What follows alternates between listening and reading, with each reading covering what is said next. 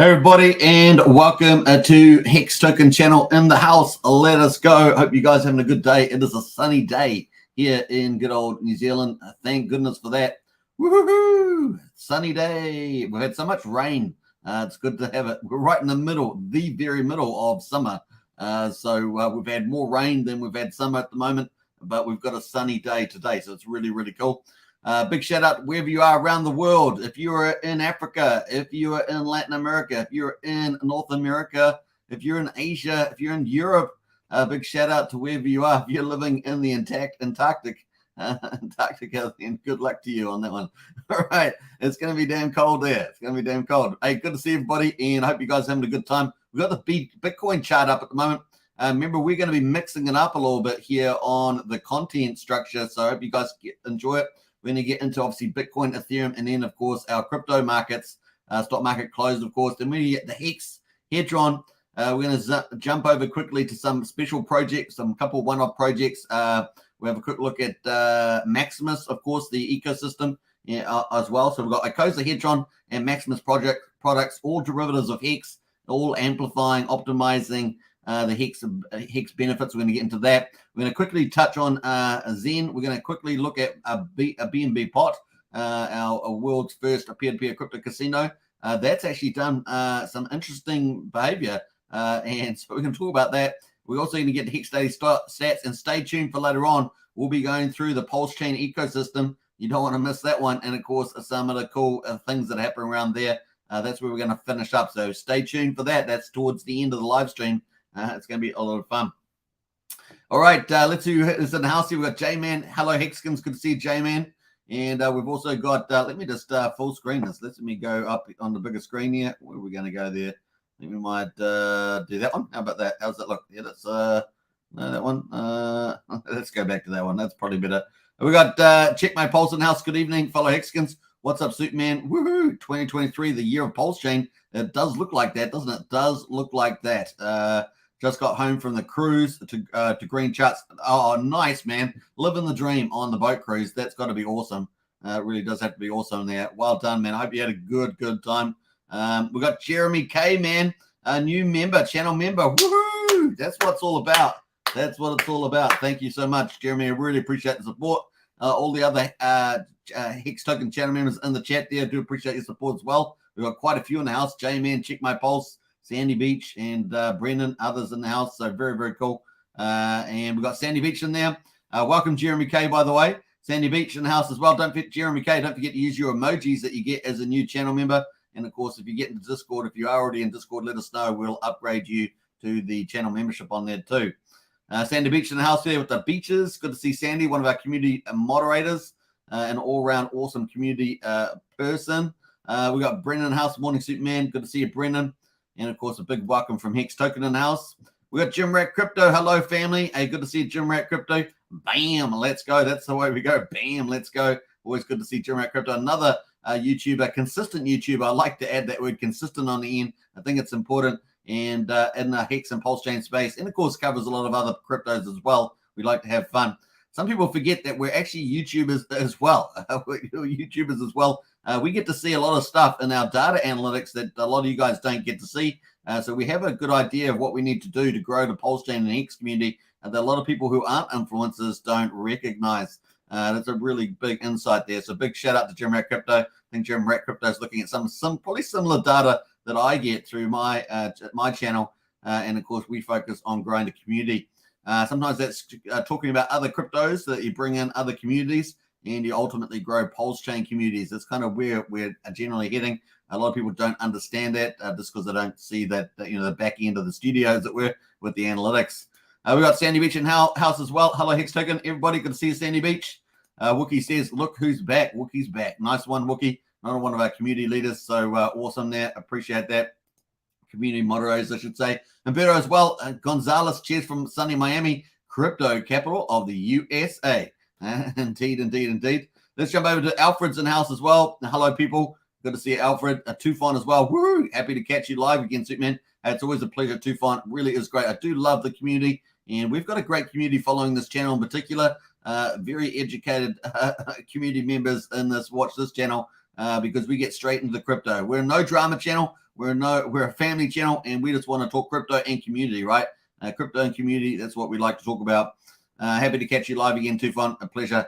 Humberto says, I think Hex will pump strong this week. I think so too. I think it's winding up a little bit there. We're going to look at that chart in a second.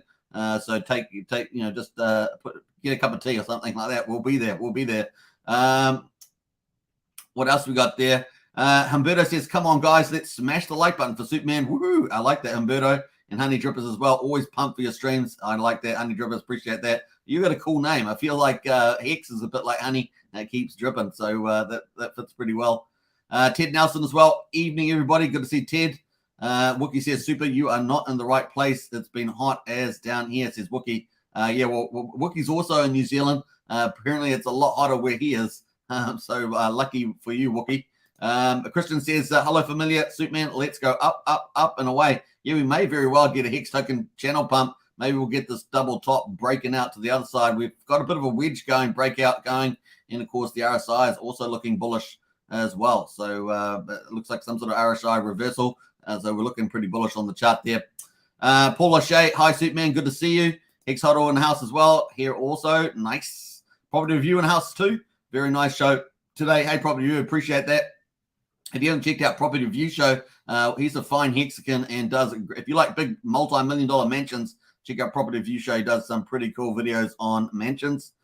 Kramer's in house as well. What do you guys think Hex will be worth in 2025? Yeah, boy.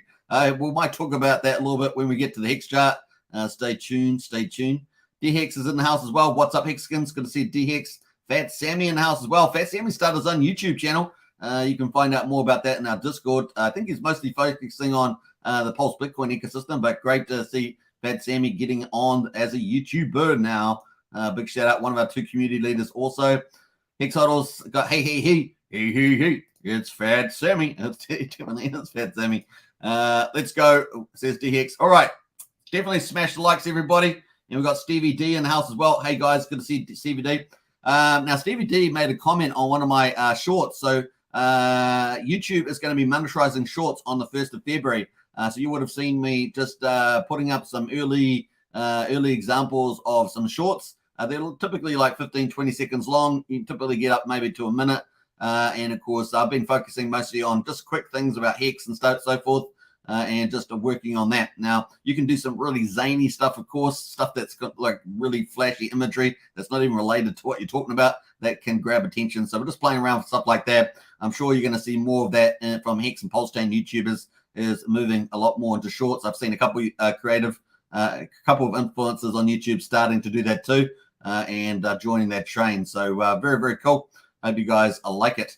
Katie's in the house there. Hey, all. Woohoo. Hey, good to see you, Katie. And get in here and thrive. Yeah, that's the Discord link. So if you want to join Discord, that is there. If you like good information and good community, it is a great place to be.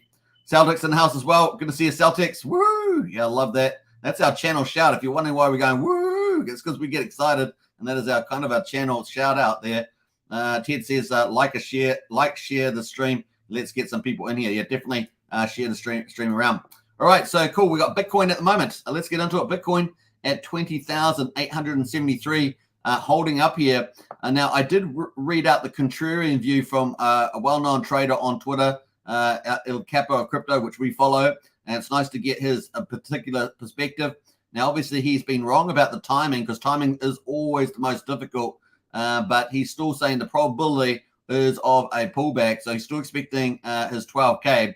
So here we are at the moment on Bitcoin. We're at 20,883. It's holding up here, as you can see, clearly holding up there. Had that massive rally. Very, very exciting to see. Broke the 200-day moving average. This is the hourly chart on Bitcoin holding up. Very, very cool. Now, obviously, you got some people expecting, talking about the cost of Bitcoin on some of the platforms and saying, hey, look, this is probably going to come down to that final blow. So this kind of, you got those kind of people, the contrarians, El Capo cryptos in that camp. When that will happen is another question. I've said on this channel, we've got, January was a window of opportunity between the interest rate rises, particularly if we got good news around the financials, and we have. We had the bullish scenario play out. Very, very cool. We're enjoying it. And we've still got, another 2 weeks of that ahead of us. So it could be a pretty nice January in any case. So when is this going to pull back? maybe February, maybe March, maybe May. Who knows? It's probably going to be a bit when people least expect it, but definitely keep on that. Remember, an important rule is always to take profits on the way up if you're taking profits, so that when if it does have some big retrace, that you've got those profits on the sidelines and stable coins, and you can go in and buy your assets cheaper again when it is a big pump. But at the moment, you can see Bitcoin's holding up. So holding up at this stage, and it did importantly beat out the 200-day moving average, and that was a very important milestone, making it a bit more bullish on the outlook there. So we'll see where it heads to at the moment, but it's good for us. Obviously, the altcoins tend to move once Bitcoin stabilizes. Altcoins tend to move, and let's see what happens in the next at least 2 weeks. Hopefully the Fed doesn't disappoint us in February and give us that 25 basis points. We will see. If it gives 50 basis points and a bit of hawkish, continued hawkish outlook, I could say, then maybe this we could have a pretty red month in February. So we're just going to be cautious tentatively. But the best way to manage that is to take some profits. It's up to you what you do, though. Obviously, nothing on this channel is investment advice. Ethereum at the moment. Let's have a look at Ethereum. Ethereum here at $1,552. I really feel this is underpriced, and of course, being the #1 altcoin, this has really got to rise. Obviously, with most smart contracts, most economic activity, the biggest value. We're kind of looking for this to really ramp up at this stage. So far, it's been pretty modest. We had that one or two little pumps here on the hourly. That's kind of where we are. So those are the hourly charts. Let's have a quick look at Bitcoin on the daily. And we can see this 200 green, this green line is the 200 moving average. The purple line there is the 100 moving average. All right, simple moving average. And of course, we could see that about $19,500 on the Bitcoin. And look at us break through that. So pretty bullish sign there. We are starting to get some resistance here in this zone. So we'll see where we go. Obviously, our next target's kind of like 23, 24K, somewhere like that. So we'll see how we get on there. 22.5 would be a nice little move, right? 22.5, and that'd be pretty cool to see that. We would probably take a lot of economic energy to get us back up to 2,500, so 25,000, I should say. That is kind of where we are on the chart there. Now, what do we have here? We could, this is what we probably could get, right? We could probably get a golden cross here on the Bitcoin. That obviously is a bullish confirmation. But by the time we get that, because this is so steep, by the time we get that golden cross, the move's probably over. The move's probably over. Where do we get that from? Well, you can see back here, we got death crosses. Obviously, this death cross has been pretty nasty. And of course, with Terra Luna and FTX and all that fallout, and these big red moves down $14,000 almost twice over 8 days or so. But we had this golden cross here, right? Look at this golden cross. Where this golden cross here, but the problem is with 100-day crosses over the 200-day, so your short-term view, and look how steep this was in here, really steep. But by the time we got this cross, it was pretty much close to the top.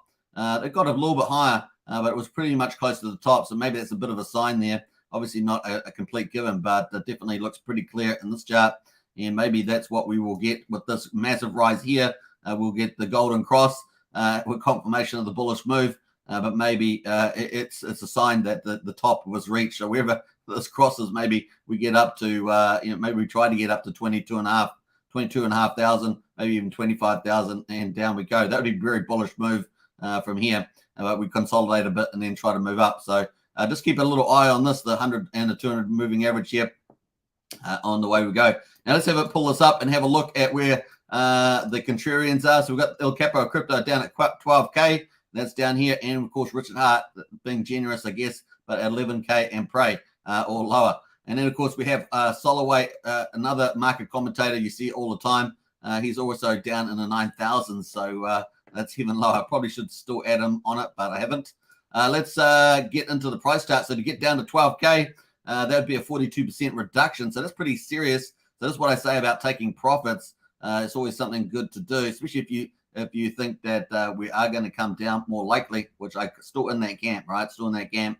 Then 42% is where the decrease there. Now, if we get down to Richard Hart's 11K and Prey, that's not 42, it's 47%, $9,800, almost $10,000 there.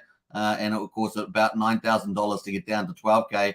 So that's the play. Now, what happens if it goes even worse down to 9K? And probably won't stay there long in my view, but if, let's say, it gets down there, that's close to $12,000, 56% decrease. So that's kind of the bearish scenario. We're still expecting I'm still expecting that to play out at some stage, although everything, all the economic indicators, at least for the next couple of months, probably not going to be so bad. Obviously, if recession hits, and I think that's pretty much a given, that's going to impact. Of course, the interest rates will have their impact. They're always lagged, so they're going to have the impacts moving forward. So cool. We still haven't finished to get into that 5% rate there, so that's something to think about. Anyway, we're enjoying this pretty nice here. And I guess the bullish thing about this was the 200 moving average. So it's going to play there. Let's have a quick look at Ethereum. Ethereum here on the daily.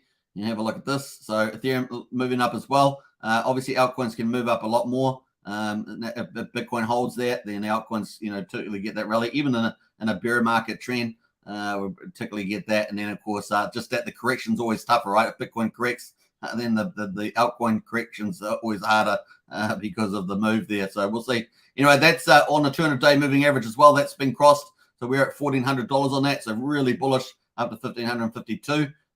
Yesterday we did get up to 1,597. So almost $1,600 on ETH there, but pulled back at the moment. So it's kind of the volumes there on the old ETH. Now, obviously, people are talking about on the full pullback. They're talking about getting down to like $600, $650, something like that on Ethereum. So that'd be a pretty serious move down. Let's have a quick look at the prices, what that would be. If we get down to, say, 650, that's a pretty serious pullback. So, 650, say, that would be a 57% pullback, about $900 from here. So down to about 650. That'll be some pretty serious stuff if we do get that final move down that a lot of people are expecting. So that's kind of the market said. Let's have a quick look at the overview. We're still sitting at $1.02 trillion on the global market cap. Really, it's kind of cool being back over that trillion mark again. Remember that the top of the bull market was over 3 trillion. So we've still got 2 trillion to make back there. But that is where we're at the stage. Bitcoin, of course, on the daily there, just down slightly. Ethereum there, just up slightly there as well. Looking at Binance Coin, down 1%. XRP down 3%. Dogecoin down 1%. Cardano down 0.75% there. Polygon down 1.6. Solana down 5.7. Solana's had a really has had a massive tear in the price. Absolutely amazing rally up to $24 on the Solana. We've got OKB is down 3%. Polkadot is down 1.7. Litecoin down 0.6% there. Shiba Inu is up 3.25%. So that's pretty interesting. And Tron is almost up 1% as well. Avalanche at number 18 is down 1%. And of course, looking at coming up to Hex here, we've got Cosmos is down slightly, but Hex is up 3%. Bring it on, bring it on. And that's probably a good pivot into our Hex chart. So let's get into the Hex chart here. All right, who else has arrived? I'm sure we've got a few more people have arrived. So let's go back in the chat and say hello. We've definitely got a Caltex there. Got up to Ted. Let's just jump through some of that. Brizology's in the house. Hey, Briz, always a pleasure. Hey, guys, from Briz there. Humberto says our community is headed for the perfect storm to our favorite documentary, V3, public Pulsechain launch, controlled inflation, and interest rates pivots. We will be rewarded for believing RH system. Really good summary there, Humberto. Really, really cool. And not surprising because Humberto is in Miami, the crypto capital of the world. So he's onto it. Nice one, Humberto. Appreciate that. Brendan says AKD. Good to see everybody. Rango in the house as well. Hey, Rango, good to see you. Hey, all. Hex Huddle as well. Hey. It's Hex Huddle. Pumpamentals. Definitely Pumpamentals there. Hex Huddle says, who is really buying the 20,000 BTC and 1,500 ETH, though I'm not sure. Randy Alasky in the house. Good evening, everybody. Polygon is the WEF shells. It is, man. It is, Randy. Keep up the great work. Randy's been killing on there, killing it on his live streams. Well done. Keep up the great work, man. What else there? WF, yeah. So that's on at the moment, isn't it? The big meeting of corrupt globalists trying to take away our rights. And man, they're so evil, those people there. Can't believe it. Anyway, resistance from the people. Resistance from the people. Humberto says, I don't think the Pulsechain will be gatekept nearly as much as Hex. No, I don't see that either. I don't see that either. Cato's in the house. Hey, Cato. Hey, Sick Man. Good to see you, Cato. We've got Fishing for Shares as well. Good to see you in the house. Who else is in here? I don't think Pulsechain will be gatekept. Yeah, I think we got up to that comment. And Ivor's in the house as well. Yo from Brisbane. Hey, good to see you, Ivor from Brisbane. Big shout out to you. All right, so that's kind of, we're getting into Hex now, so let's do that. Let's close down some of these crypto sites, and we're going to get into Hex. So let's do it. So the last 24 hours, we've had the 212 buys, 191 sells. So that is a ratio, that's a percentage, I should say, 52% buys. So just slightly more buyers last 24 hours. Now, the volume is more important, of course. 52% buy volume. So actually the number of buyers and the volume is the same today. That's pretty unusual. 52% buy volume. So that's kind of cool. 1.6 million versus 1.4 million. So that's kind of cool. Last 6 hours, it's 39 buyers to 33 sellers. So that's 54% in favor of buying. So that's kind of cool. But the selling has been higher. We've had 58% selling volume at 178,000 versus 132K on the buy side. So definitely last 6 hours pull back. But the positive news is that the last hour has been kind of cool for Hex. We've got 7 buys versus 5 sells, but we've got the buy volume 39,000 versus 12,000. Are we going to bust out? Are we going to bust out from here? That's kind of looking good as well. So that's kind of the last hour. Let's get rid of that, of course. We've got 6.4 million in liquidity pool. We've got 4 main liquidity pools, 2 US dollar ones, 2 Ethereum ones, and we've got 6.4 million in liquidity in the top here. Nice to see that as well. So that's kind of a good sign. All right, let's get into the hourly. Let's go to hourly first and zoom in on this chart. That is the Hex chart at the moment, looking pretty cool. You would have seen the thumbnail. This is kind of a picture of the thumbnail there. We had the Hex conference here. You remember this is the last day of the Hex conference, and we got that sell-off. The top of the sell-off was speculators, and of course the bottom here was that large holder, AAD, and a couple of other friends in there as well that sold us down here. Always timing the market. Remember, that was the same whale that timed us about 7 days earlier as well, dumping on us as well around the 2 cent mark there, helped send us down. That was the same whale. But they're out now. Over 200 million Hex sold out. I'm not sure whose friend they were, but they're out now. Anyway, they sold their last 20, if you remember, just before they sold in here. This is when they sold their last 20 million, these candles down here on the hourly, just when we had a bullish cross as well.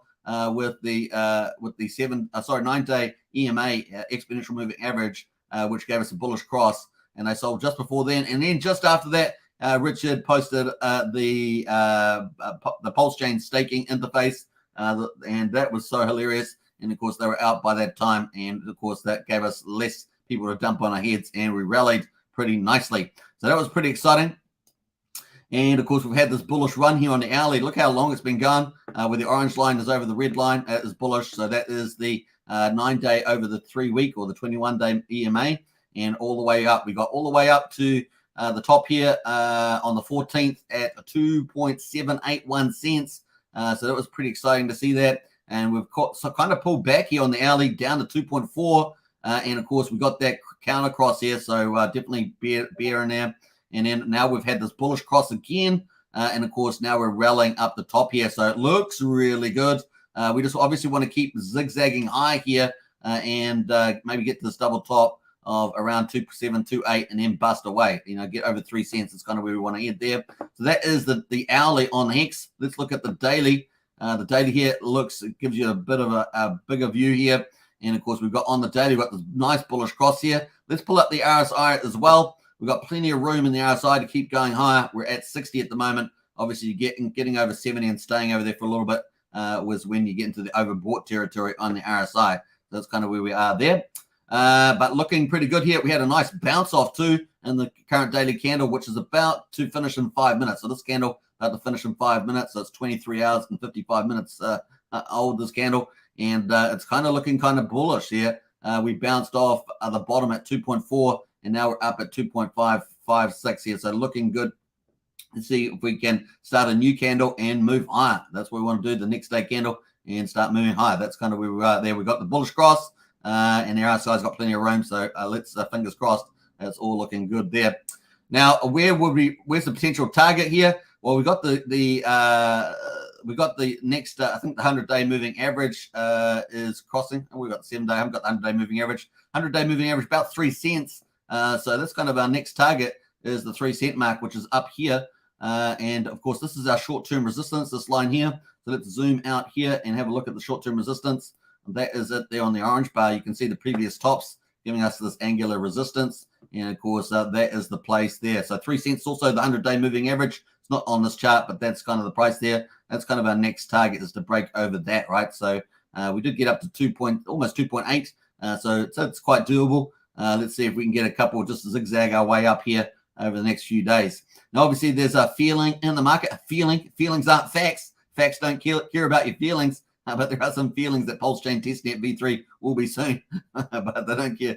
I love that feeling. Anyway, all right, so I get distracted. So that is where we are at the stage on the chart there. So kind of 3 cents there. I kind of feel if we do break 3 cents, then we could potentially get up to 3.6 to 3.8 and then bounce, then get profit take back down to 3 cents, and then we'll potentially bounce off there. Now, obviously, we get the staking. We actually get the testnet up and running. That is super bullish because of all the complexity, right? We've got the, if we think about Pulsechain, we've got the consensus layer, the execution layer, we've got the engine between, and the coordination of those as well. We've got all the front ends that you have to for consensus as well. So whether it's Prism, Lighthouse, or whatever it's going to be, you've got to, they're upgrading all the number scaling for those consensus software.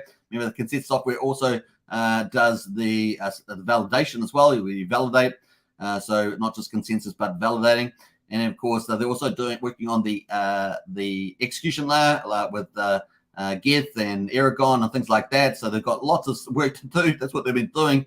And of course, it hasn't been that long, has it, since we had the Ethereum proof of stake there working. So that was successfully on the 15th September. If we go all the way through to where we are now, that's 122 days. So actually, if they got a testnet up and running for proof of stake, that's pretty bullish and pretty fast, given the fact that they've got to make these amendments and test them. We understand that that's where they are, kind of in the testing phase there. But of course, if you stay for later on, we're going to talk about the Pulsechain updates then. And of course, that is looking very bullish. But anyway, X looking pretty good there. Let's see if it can do 3 cents. Definitely got all the momentum. Is looking good for a move higher. And of course, that 3 cents would be a nice little target there with the 100-day moving average as well, which I'll probably overlay for tomorrow since I didn't put on today. In the terms of the earliest time frame for Pulsechain, testnet V3 and Pulsechain launch, we're going to talk more about this at the end of the live stream after the next daily stats. But we've got the Pulsechain testnet V3 currently in this place here. So maybe from the 26th of January onwards, it definitely feels like it's getting closer.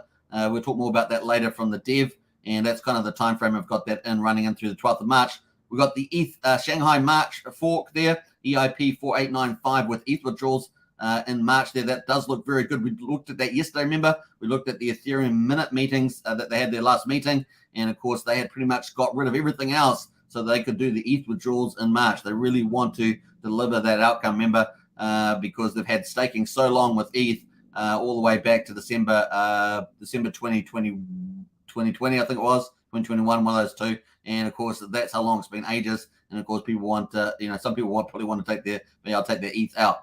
Now, obviously, that is something that we can have as optionality in terms of being able to launch mainnet. But that being said, I think if we have a long running testnet that runs, say, I've got here for 6 to 7 weeks, then, you're probably going to end up, the team's probably going to rethink that, maybe just fork with the ETH withdrawals. We'll see what they do there. That kind of feels like that's the logical play. And of course, then we got V3 license as well, which is more of an optionality as well. Remember May last year, we got a tweet from Richard saying that the V3 AMM was essentially up. And that basically means that they've had some sort of asymmetrical estimation as opposed to forking the actuals here, having the actuals fork for the actual V3 liquidity. Obviously, this is the V3 license here. Richard recently talked this down a little bit, actually, just talking about the logic of V2 Uniswap, with the fact that you have 2 pairs, and one side you got one valuable pair that you in particular want. So I think that was an interesting confirmation there that that's not as necessary. But of course, they're going to want to offer that into the market eventually. So that might be something we see as well. I've still got Pulsechain launch at the earliest to somewhere in April, May. So that's kind of the time frame. Remember, this is my speculation based on the information as I see it. That's kind of where we are at this stage. And obviously, some people have got more bearish kind of launch times, and that's all our way out here at the back end of 2023, September, October. That the only logic I could see for that is the Fed pivot. If it keeps interest rates up, once it finishes raising them, maybe by March, we get 25 basis points in February, 25 in March, and an optionality of 25 in May. I don't think there's too much difference there. Obviously, that would get us to 5.25% on the federal funds rate. That'd be the only difference. But of course, then how long do they hold them? So 3 phases, remember. First phase is raising interest rates. Second phase is holding them up. And then the third phase is pivoting. So basically moving from a contractionary to expansionary. And that's where we are at this stage. So whether that happens in the end of the year or September or something like that, if we keep getting these good economic indicators with inflation coming back and, of course, wage growth coming back, wage inflation coming back, things like that, then this could bode well. So that's kind of cool. That is I see that less likely scenario. I'm still feeling very good based on the what we're seeing from the devs and Richard out of the Hex conference and post-Hex conference there. So that's kind of where we are with them at the moment. Obviously, this blue line here is the long-term resistance. That is going to be the end of our bear market if we get across this blue line.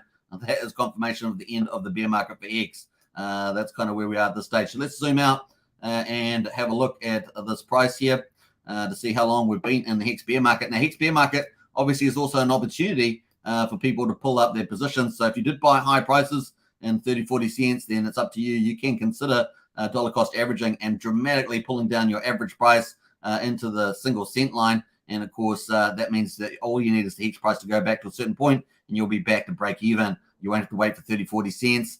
You will be able to do that probably in the single cent digits there. So something for you to think about in terms of volume, dollar to volume there. So yeah, we've 484 days. So it's been a pretty long bear market. But that being said, Hex is one of the few charts that's done a 10,000x. So you've got to take that into context as well. So that's kind of where we are there. 484 days. And of course, during this bear market, we have seen the perpetuals, ICOSA and Hedron, and of course, the Maximus products eat up close to 2 billion Hex, maybe 1.8 to 2 billion Hex. Some in that ballpark is how much they've taken off the circulating supply. That is massive. That is massive. So it has been a bit of a godsend during the bear market. Not only has it been entertaining, but it has really reduced the public circulating supply, which I estimate somewhere in the 15 billion, give or take, mark at the moment. So it's kind of, it was much higher, back up at 25 billion or so. So it's really come down a lot based on the Gunther the accountant's work there on the Hex order. So that's pretty amazing in the place there. And of course, people had an opportunity to pick up Hex volume for the next run. And of course, Pulsechain still coming. So we have a massive narrative. Hex narrative is massively tied to Pulsechain at the moment. That may not be so true after Pulsechain, obviously, but it's definitely true now. Now, Hex should benefit from the income effect and the wealth effect from Pulsechain because it's going to be pretty massive. So if you stay tuned for later on, I'm going to be talking about the Pulsechain ecosystem. Stay tuned for that. It's going to be pretty cool. All right, so that is kind of where we are at the moment. Let's have a quick look at the whale bot. We've had 9.8 million Hex bought for 250,000 12 hours ago. What else have we had here? We've had 7.7 million bought for 200,000 11 hours ago. So it's pretty cool to see all buying, right? It's good to see buying rather than selling, that's for sure. Although, that's part of the market, right? So it's just the way it goes. 8.3 million Hex before 224,000 8 hours ago. 7.5 million 6 hours ago for 200,000. We had some penalties here, 633,000. Nice, very nice. 22 days late they were on that, so this is pretty serious there. That's pretty much it for the Hex whale bot. Let's get over to Hedron though. Now, Randy Alaski's in the chat there, or at least was earlier. This is one of his favorites, of course, Hedron. And, of course, it's having a nice rally, so he'll be pretty happy about this. People not so happy when it's down at 1,000, but it's back up at 1,559. And we've got a bullish cross here as well on the daily. And so we've got the EMA, nine-day EMA, the orange line crossing over the 3-week, 21-day red line there. And, of course, that's bullish cross there. And, of course, we see that in the chart. Looking really, really healthy, actually, is the Hedron chart here. Very, very cool. Now, the number of buys, 28 buys versus 24 sales over the last 24 hours, $62,000 versus 43. So 59% buy volume. Very, very cool charts looking good here for Hedron. So let's jump over to ICOSA. Let's have a look here. We got 4,312 Hex HGI stakes, which are in the liquidation queue that have not yet been brought into the auction. So you can pull them in if you want to bid on them. We've got how many in the house there? 12. Only 12 today in the auction house. That's not many at all. And 2 of them have already closed. Let's have a look at some of the bigger ones here. We've got 157,000 Hex here, 19 T shares. That's got 1.4 billion Hedron on it at the moment with an hour to go before that closes. We've got one of these big ones. Remember, we had about 90 Hex HSI stakes that were about a million or so that were up for grabs. We got one right here, 1,111,101. Someone's got a bit of sense of humor here. And of course, it's at 143.5 T-shares. There's 6.5 billion Hedron bid on that so far, with an hour to go on that auction. So that'd be interesting to see that close out. This is the sort of thing that Poly would have bid on.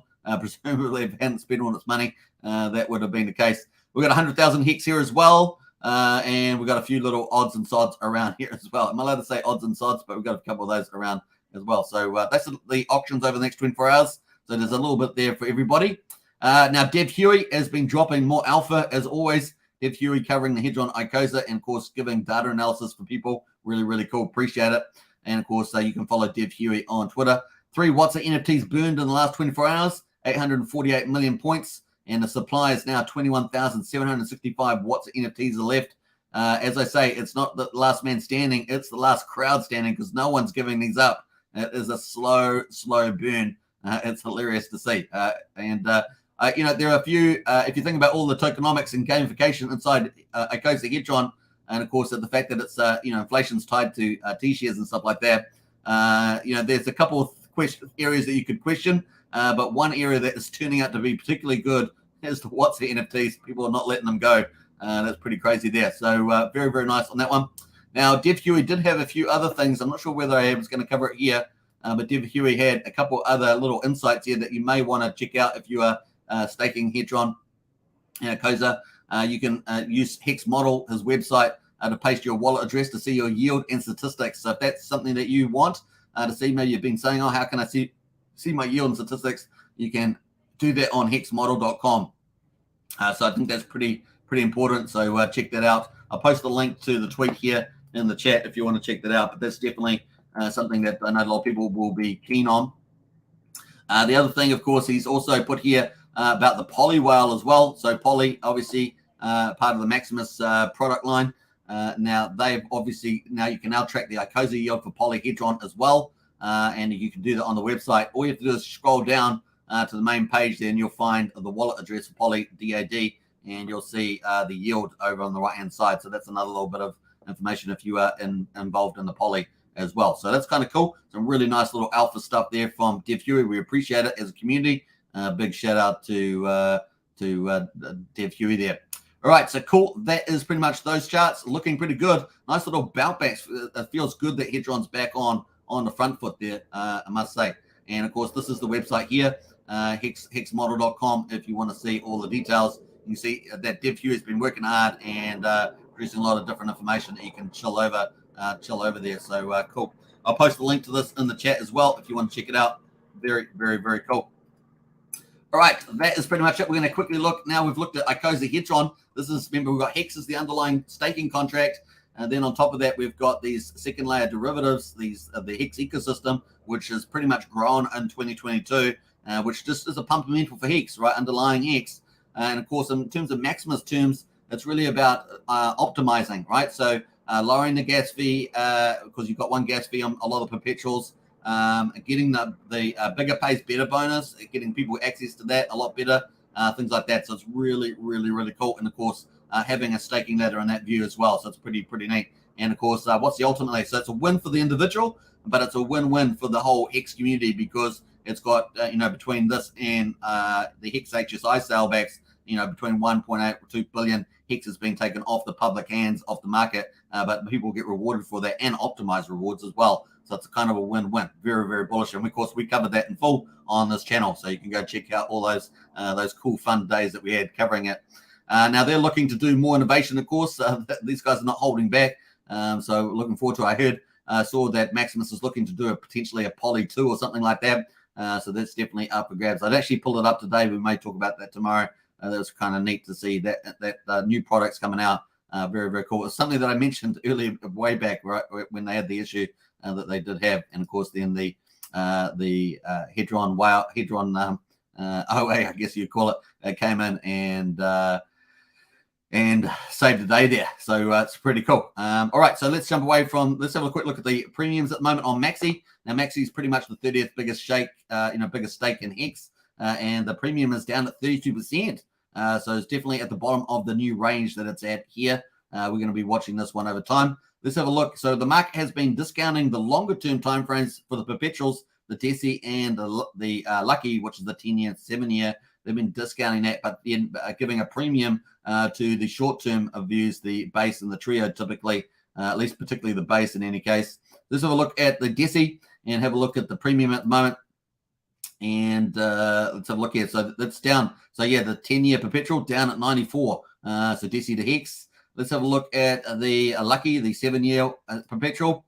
Let's have a look. I'm going to go daily and switch. Let's do that. It is down at 92. And trio there. Let's have a look at trio, the 3-year. It's actually not coming up there. I don't know why. Let's have a look at the base though. The base there. Might have to reload the trio because it's not coming up properly. Let's go here. We're at 2.6. So let's switch that over. It's currently 1-to-1. So the premium that was there was a premium. See the premium that is gone. But it's basically at 1. Oh, it's just slightly. There's a small premium in there, not much. But yeah, if it was 1-to-1, it would be here. There's a slight premium in there, but not much at the moment on the base. Remember that these are perpetual stakes. They are getting treasury. The treasury is being added to it. So the underlying treasury value, that's kind of where the intrinsic value is there. They must be moving on pretty fast there. We might actually do a full review of the perpetuals and the time frame. So we might actually focus on that maybe tomorrow possibly because I think there's a lot we could wring out of that one. All right, so that is pretty much it. I haven't covered the other assets, the poly and team token and things like that. We may cover that tomorrow when we do a full coverage. That is pretty much that. So very, very cool. That's the end of the Hex ecosystem. We're going to get quickly into Zen. So this is obviously a possible play. Now, this is different from Hex. Hex is more of a store of value play, and this is more of a medium exchange play. This is Hex is a probable play. This is also a possible play, but a high quality one. And it's also very experimental, so we're going to look to see how this plays out over time. At the moment, the total supply is 4.1 trillion. Remember, they've just gone over 90 days, so it's very early in this time frame for this 4.1 trillion. And, of course, now they're looking at proof of burn. So let's have a look at some of the headline metrics here. We saw the details from yesterday. It was 183 billion minted. We're coming up to pretty much the 100-day phase, right? So we're at that. Actually, it's today, I think. What day is it? Yeah, I think it might be actually today or yesterday. So we've got 183 billion. We had 2.7 billion staked and 2 billion burned today. Now, this is lagged, right? So this is a day behind. Probably in another 30 minutes or an hour, this will be updated for the current day. So it's a little bit lagged there. And, of course, then we've got 180 billion in liquidity. So that's the added extra. And we were expecting around the 100 days, about 3 days around there, to have particularly big increments to the liquidity pool, liquid circulating supply of Zen. Let's have a look at the burn. The burn is up at 2.9%. That is a really, really good. That would bounce down all the way down to 7.3. That's now at 8.3. So really good on the burn. And this is what I said to you, right? I said, as more inflation comes into the market, that means that more of the Zen NFTs will be burned, will be used, and the burn supply will be decreased based on that. This is a function of inflation, and of course, that's what is happening. That is what's happening. So it's pretty cool to see that. We're now up to 51 trillion being mined. You can see that here. 494 trillion has not yet been mined, and it may not be in total. It just depends on what the future beholds with gas fees and things like that. We're still expecting 545 would be the top end at this stage. Obviously, there's always a little bit at the end. This is over an 8-year period, right? So that's kind of where we play there.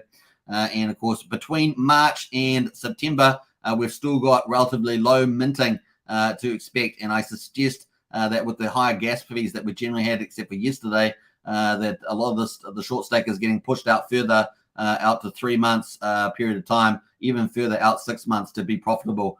So we're seeing some interesting things happening with this. It's going to be fun to see this experiment play out and as well. Now, obviously, let's have a quick look at the mint monitor just quickly. We're going to have a look here. So this mint monitor tells us 77 days is to break even. So you can imagine people being pushed out further now if they're going to be minting this. So it's pretty crazy. I love this sort of experimentation in crypto. It's going to be crazy to see this play out. And the only wallets we had a jump in wallets because previously the last couple of days, there's only been an increase of about 20, 30,000. In the last 24 hours, it's jumped up to 72. But we have seen this new accounts go up over 100,000 on a really low Gwei day. But where's the last time we had low Gwei? 25th, 26th of December. Really, the Gwei's been going up. So just the way it goes, it's going to be fun to see. Going to be fun to see that. So that is pretty much it. Jack Levin put out a couple of things now here. As I said to you, one of the functions of inflation is the fact that these Zen NFTs will be taken up. People will go to secure them as they become rare, right? And so what we see now is 4 hours ago, now 25 Zenicorns have been minted. Around 400 billion Zen has been burned. And of course, this is pretty powerful. I said this was probably going to happen, and this could happen within months, right? So we've had, I think last time when I said that, we were up at 18. We're now at 25. So it just is going live all the time. So we're going to be watching that one. There's a bit of a wild card play, possible play, but could be potentially be behemoth. Now it's doing it the opposite way, right? It's not doing, rather than it having, I won't get too much into that, but rather than have its own specific fundamentals, it's really going for this mass adoption, this medium exchange. So we'll see how that goes. The other big one we're going to talk about is BNB Pot here. This did not do what we thought it might do. We've come up to the staking at 100 days, but the staking percentage, it dropped a little bit from 80%, but it's still up at 78.77. That said, of course, is that BNB Pot here. Let me just get out of here. BNB Pot here, the staking, we've still got the participation wallet at the top there. It's 100,000 BNBP. That's still to be played out, and we can see that is now 93.6% the way through. So there's not too long to go until this will be paid out. So that is the last big hurdle that we're going to see for this world's first peer-to-peer crypto casino, which is rolling out as each game comes to market. So that's kind of the play there. The staking percentage is still amazing, 78.76%. Like I said, that participation wallet will come out. Let's have a quick look at some of the marks here. We've got lottery. We've had 47 lottery winners, so congratulations if you won one of those. The burn events have been 52 burn events. The total supply has gone from 1 million down to 996,677. So there's a slowly squeezing the supply burn. It's going to be very slow. Obviously, the more gains you have, the more burn that's going to happen with. Airdrops, 4 airdrops at the moment. The next airdrop is in 13 days and 22 hours, 1,467. Now, we're looking at this from a staker's point of view. And, of course, if you are staked, if you did 100 days and it's gone over 100 days, you don't have to worry about it. It's a bit like Hedron. You just leave it in there and you'll keep earning rewards and you can unstake any time. So 100 days is kind of the minimum staking period, and you can just leave it in there and you keep earning the rewards. So it's kind of cool. All right, so that is the play there. Let's have a quick look at the jackpot. So the jackpot is playing out. Obviously, this is we're up to how many games? 19,219 games. And apparently about 3 hours ago, someone won $43,000 in BNB tokens and with a 15% chance of winning. So someone whoever put that in the top but lost that. So that was one of the big games they've had recently. The roulette is going along there. It looks pretty good. Oh, my goodness. Look at this. BNBP has got $76,000, obviously based on the platform price of $30. And that's in the liquidity pool. This cake's got $11,000 in it. BUSD's got $20,000. BNBP's got $12,000 in it. So these are the 4 big liquidity pools. Remember, these are owned by individuals, not the house anymore, which is pretty exciting. Looks like the ETH and the Zen tables are not up and running. The liquidity providers don't seem to be providing that at this stage. So we'll see how that goes in any case. Now, they're going to be upgrading this, of course. So very exciting. The next games to come, of course, after roulette upgrades, there's going to be Powerball and Fortune Wheel expected to come out in Q1 of this year. So we're looking forward to those games as well. So fun things. We're watching that. Now, the price, we didn't see mass unstaking. Maybe because the price had already been front run. The people front run the price there coming up to 100-day stakings. And, of course, they didn't tank it from there. Remember that the cost is probably about $1 for the sacrifices. So they're still up pretty high here. So they're still up 4.7x on the BNB pot here, and a rally we have seen. So this is where we are at the moment on a BNB pot there. So nice little pump today as well, up to $3.70. Very, very cool. One to watch. We're watching it like Zen. It's kind of got all these experimental aspects, all these pumpamentals. We're going to see how it plays out because they really are quite cool in the land of crypto. So let's see where it all ends up. Very, very cool there. We're going to get into Hex Daily Stats. We've got day 1,140 just off the press. Did you see the update in real time? They just updated the 23rd the 15th of January 2023 is just updated. So we're going to get into that. Let me go through some of the comments before we get into the Hex Daily Stats. Stay tuned because we're getting up to the Pulsechain, and I think you guys are going to enjoy it. It's going to be a lot of fun. We're going to go through the Pulsechain ecosystem, which is going to drop this year. Looking very likely this year. So it's going to be a lot of fun. All right, let's get back into the comments. Where did I get up to? That's the problem when you always get lost in the comment section. Let us get up here. I think I definitely got up to that. Got up to Groot. I think we got up to Groot. Groot. Hey, guys and girls, good to see Groot in the house. What else there? Groot says Pulsechain artwork at the bomb. Yeah, Pulsechain is doing great artwork there. Humberto says, Randy Alaski, thank you for everything you do for our community. You inspire us with your awesome knowledge. Nice one, Humberto. What else we got there? Let's jump through some of this. Sandy Beach says, I did a sci-vive quote. I'll let you guys know when it drops. Nice one there, Sandy. Lies Beneath in the house as well. Hello, how are you today? Good to see you, Lies. Hex, EHEX, PLS, and PLSX for the win. Absolutely. We're a maxi channel on this channel. What else there? Dang, Suitman, you and I are on the same page as Randy. We are indeed. We are indeed. Matt and Barley says, howdy all. Good to see you, Matt, as always. Hope the dog is doing well. And Dave, what's it? We've got here, Dave Dunn. Love watching the Hex price go up. Yeah. Look at that. That's the price going up there. Let's go to the hourly on the price, actually. Have a quick look at that and get rid of the overlays. Let's auto log that. Bam. Look at that. Woo. Let's do it, man. Let's do it. 3 cents. Let's bring it. 2.8 would be your first target. Let's go 2.8. All right, cool. What else there? Let's jump through some of this. Hey, Tim Top's in the house. Hey, what's up, Hexicans? Good to see you, Tim Top. Ashley as well. Woo. Let's go. Absolutely. Let's go. Ivor says, how much for a T-share currently? Good question. Let's get into it because the T-share price was in today's stats. So the price is up 2.7% today. We're at 2.656 on the snapshot for the 15th of January. And of course, the T-share price is the Hex payout per T-share is 6.265. So that's just above the base amount. And the T-share price at the moment is $679. And that's just all off the press there.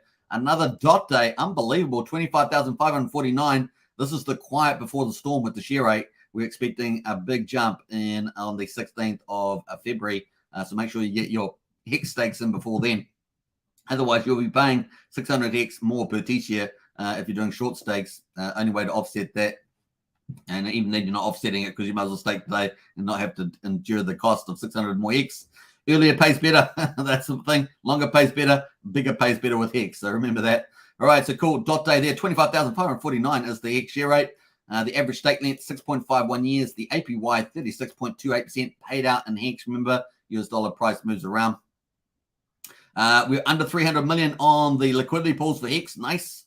And we're up at 11.4 million on the USDC. Remember when we were back up around 50 cents, as brief as that moment was, we were up around about 35 million in this pool. So it gives you an idea of how much US dollars was in this pool at that time. So we've got a bit of work to do to get back up there. But we've got so many bullish things coming that probably won't be a problem. We'll see capital flow back in to the liquidity pools. We're at 1,600 on the east side there and so forth. So there's probably 5 or 6 big things that I can see that are going to fund money through into the pools as well. And I probably would want to do a video on that, so stay tuned for that.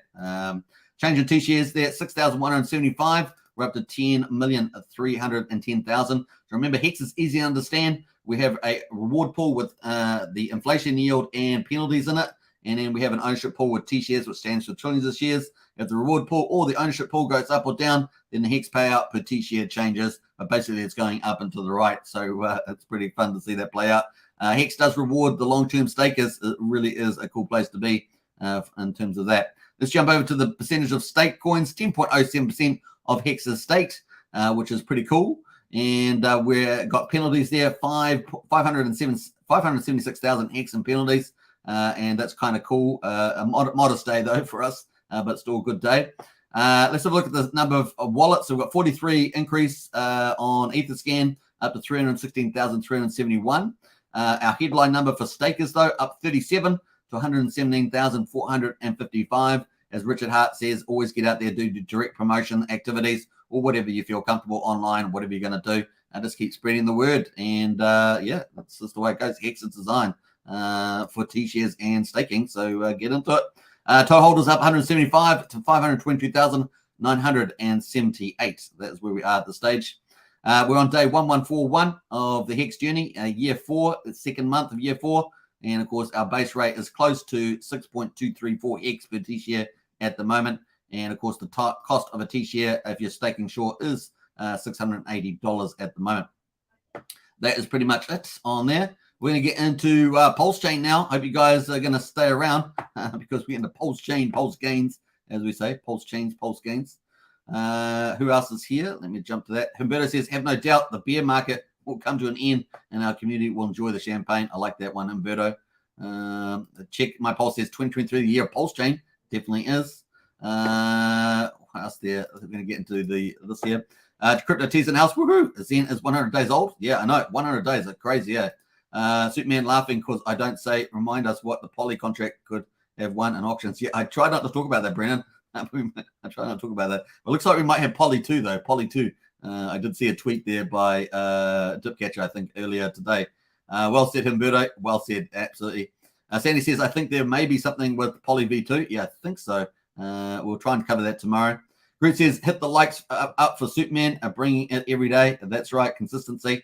Hey, look, we've got, I said to this yesterday or the day before, we have a few people on Twitter that are sending the wrong signal around about Hex and Pulsechain, the culture of the team.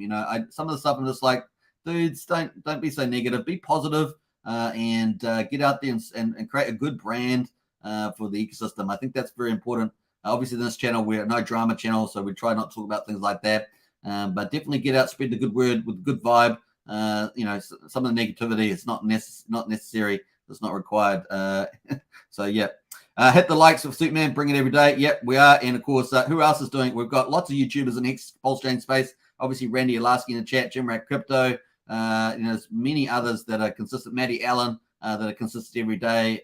And some people broadcast weekly, Crypto Cabana and others. There's lots of people in that space that are really cool. It's good seeing some of the people that stopped streaming in the bear market start streaming again as well. I think we're seeing Crypto Graphics. We're seeing K4K back doing a lot more consistency, lots of stuff. So it's really cool. You can imagine when Pulsechain goes, man, we could have 150 YouTubers, maybe more. Maybe we'll have 200, 250 just blowing up their consistency.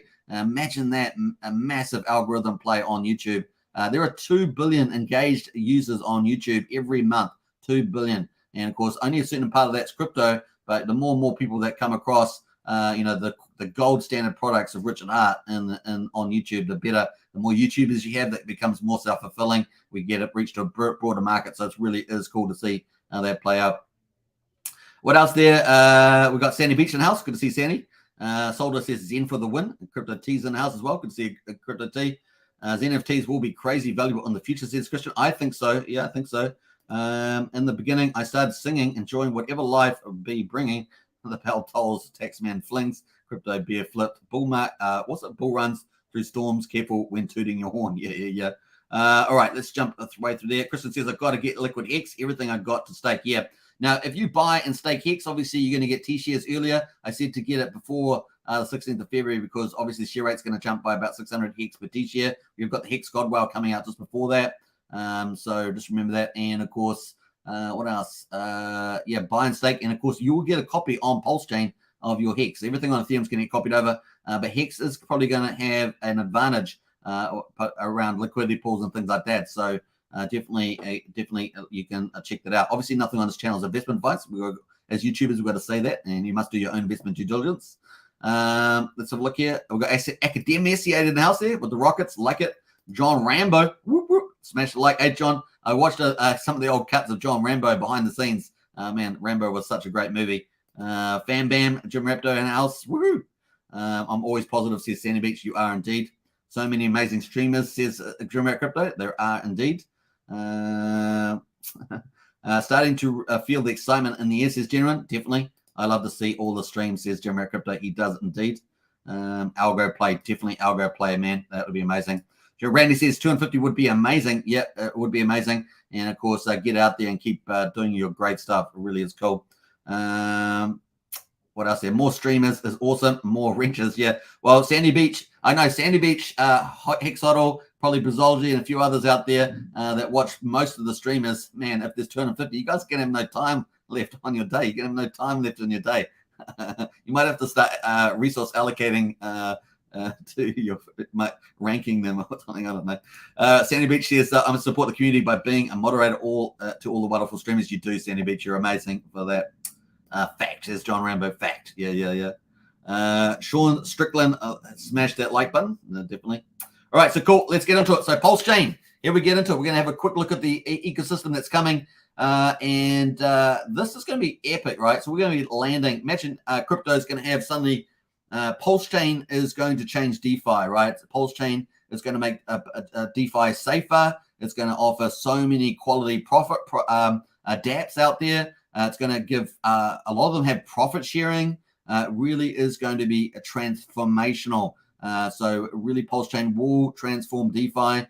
There is, rubbishy DeFi out on other chains, BSC and other places, Tron and stuff like that. But it's going to, Pulsechain is going to offer this really safe haven, this quality place. Now, obviously, there's a lot of education involved with that. A lot of communities and stuff like that has to go to support that. But it's going to be really, really powerful. It really is creating that own your keys, your coins, get all the stuff that's on centralized stuff, but you can get it on the DeFi system. And this is taking the market by storm, right? There's a lot of big YouTubers, big influencers that do margin trading, centralized exchanges, and they reap the rewards of that. You wonder why a lot of these guys know a lot of this stuff, right? They know it all. They've been around for years. The reason why they don't talk about certain things in DeFi and other stuff is because they don't make money that way, right? Some of them are like that. Some of them are changing their minds. Some of them are going, Terra Luna was too much, FTX was too much. They're changing their mind. There's a bit of that going on.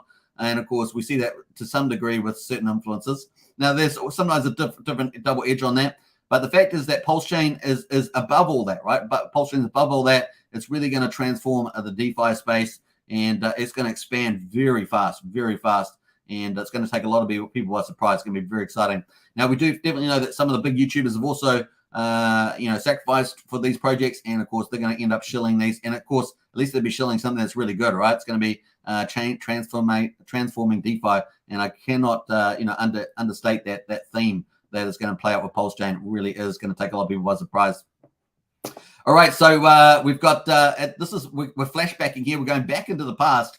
Here we are on the Pulsechain sacrifice here, and you can see the old fixed number that they had here, $670 million here for the Pulsechain.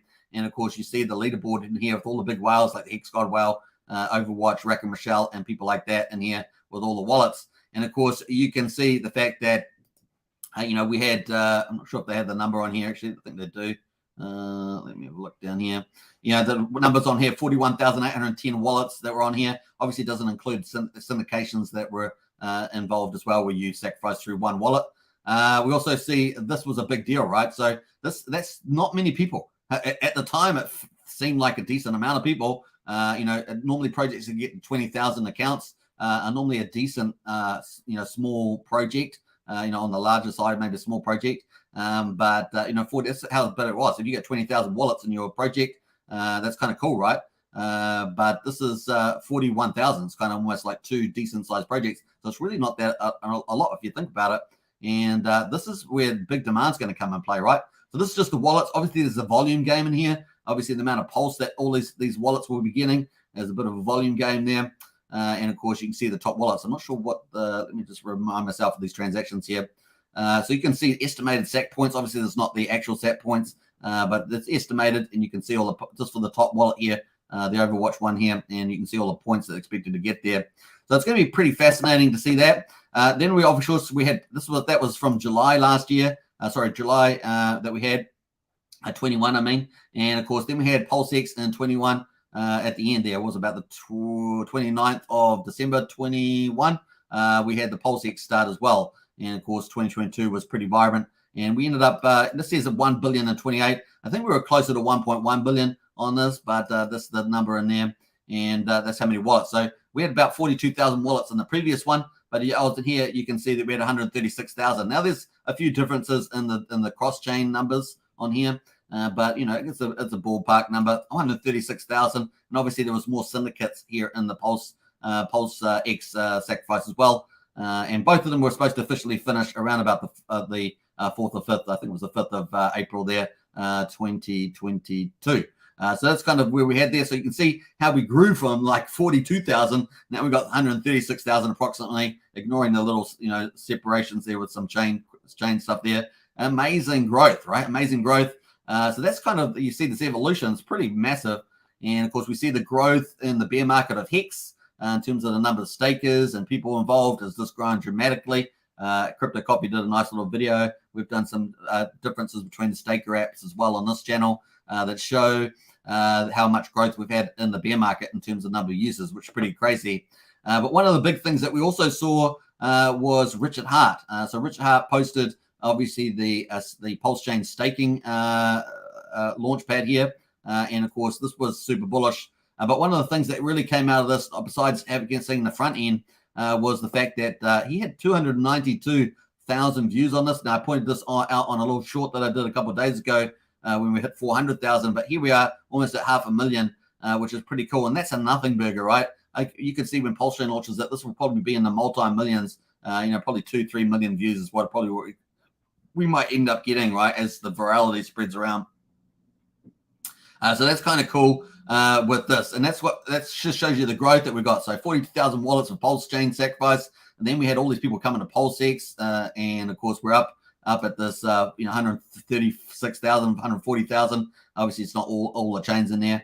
But you can see that growth. It's just massive, massive, massive. So over 3.5x growth there. And of course, a lot of people come into Pulsex going, oh, I missed Pulsechain Sacrifice. I want to get into Pulsex. Now, we heard yesterday somebody say, I was on Discord, I think it was. I missed the Pulsex Sacrifice, but I got into Pulse, which is, don't often hear that as much. Normally it's I missed the Pulsechain one. But it's 3.5x growth. We've had all this growth in Hex. You can see the amount of views that Richard Hart's getting on his Twitter tweets there with this. And this is just a teaser. And so you can sort of see the amount of energy that's building up for Pulsechain. When we're in the bear market, obviously it's a little bit depressing. And the bear market, no one loves bear markets unless you're buying the bottom. And of course, people were like, "Oh, where people would all disappear?" And I was like, "No, man, you wait. When they'll all come out of the woodwork, right? Because why do we know that? We know that because we see bull markets, right? Bull markets, people come out from everywhere, man. And of course, with all the wrecked plebs through Terra Luna and FTX and all the rest of them, we know that a lot of them are in pain and they're looking for the next big thing.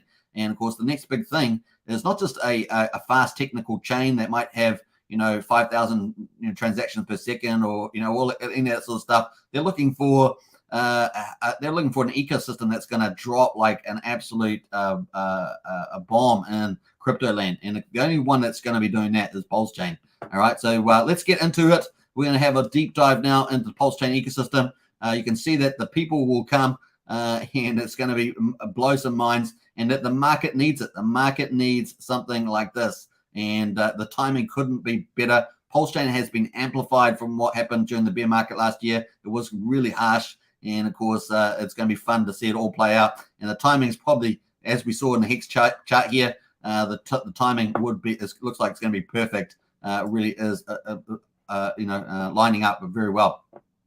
So let's get into the Pulsechain ecosystem and let's have a look here. So we've got Pulsechain, Pulse Gains. Now, obviously, we're going to be doing the proof of stake, which is kind of exciting. We've gone through that on this channel with trying to outline the consensus and execution layers. Just get those basic concepts in there. Talking about Geth and Aragon and Prism and Lighthouse and the changes they're making there for the trillions of Pulse instead of millions of Ethereum. So we've gone through all that sort of stuff. But it's going to be pretty cool. So what we're going to have, staking.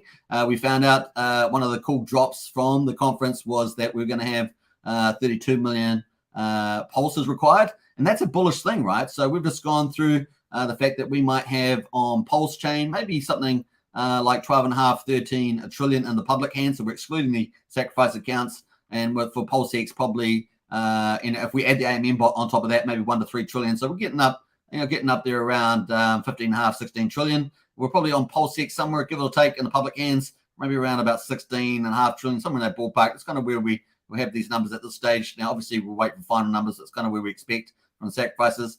And of course, we're going to have staking, right? So you can imagine that number, that volume of Pulse, let's say around 12.5, 13 trillion. Then you divide that by the amount of Pulse, 32 million.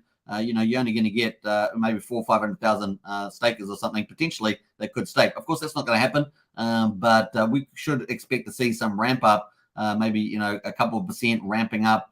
Could get quite high, could get up to 20% or so. However, Pulsechain is a bit different from Ethereum, I think. because we're going to have a lot of competitive dApps that are going to attract people's pulse. So there will be a yield competition going on there. And of course, we'll have to find out how much in the block. We know in ETH, we're getting about 700 ETH in the blocks per day. And of course, we need to know what the reward's going to be in Pulsechain and so forth. Then we can start sort of working out what the yield were. So that yield in terms of reward times the price of Pulsechain, it's going to be really, really incredible to see that. So if you have your costs when you're staking and then you see the price go up, so the price function is going to be massive for the yield. So it's going to probably make staking a bit more competitive, possibly. Although I think that will be fulfilling, right? The higher the yield, the more pulse goes into the platform for staking as validators. So it's going to be pretty interesting. Also think we're going to probably see some innovation in the space for staking as well, particularly for people that are less than 32 million, they want to run their own validator, things like that. We might see some innovation in that space as well, which will be pretty fast, happening pretty fast, I guess. So that's kind of cool. Cost, of course, we obviously Pulse is going to ramp up from a lower price, so it should be pretty cost competitive. The speed, of course, we were looking at 3-second blocks, probably looking at 10-second blocks, maybe 12-second blocks. We possibly could get some enhancements that lower it. We will see from the team where that ends up.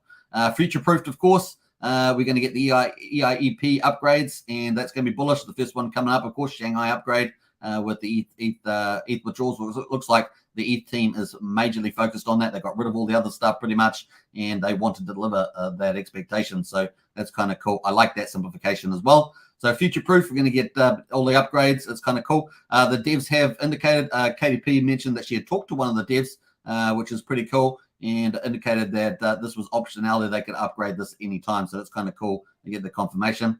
Net deflationary, obviously running similar profiles with a block reward and, of course, the burn mechanisms of ETH, having that, in our fork, obviously, of ETH proof of stake, is that instead of having our deflationary before that we had 0.25, the expectation at the moment is that, we'll have the sort of similar block activity possibly. Obviously, we've got to ramp up congestion in the chain. I actually think it's going to happen faster than people think with the congestion. But anyway, we're going to have that. And then, of course, then have the burning mechanism. So we kind of put it in the net deflationary category at the moment. Now, that's a give or take, plus or minus, right?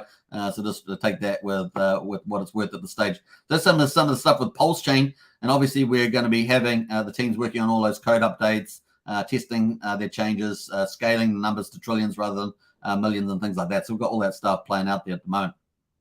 Now, obviously, we saw the staking front end from Richard. It's kind of a neat validator, become a validator staking front end there. We can see some of their test network stuff on private test network there. Private V3 test network's kind of cool. And that's really neat. And, of course, we're going to expect to have a block explorer as well, right? So that is the other side of things there. So that's kind of cool on that one. Now, obviously, moving forward, we're still going to have this narrative has not changed. Some people will try to say this narrative's changed. It hasn't changed. We've got more stuff on Ethereum than ever. And so we're still going to have the biggest deal. We've got more wallets and more tokens, more smart contracts, more 721s, more 1155s, all that sort of stuff. There's more 721s. They're all there. So we've got the biggest airdrop as well. And we're going to have the AMM bot liquidity, which people forget about often. People that are just not close enough up to the know. We're going to have that setting up liquidity pools, right? Harvesting the ETH pairs and setting up liquidity pools, going across as many of the DEXs as possible to do that.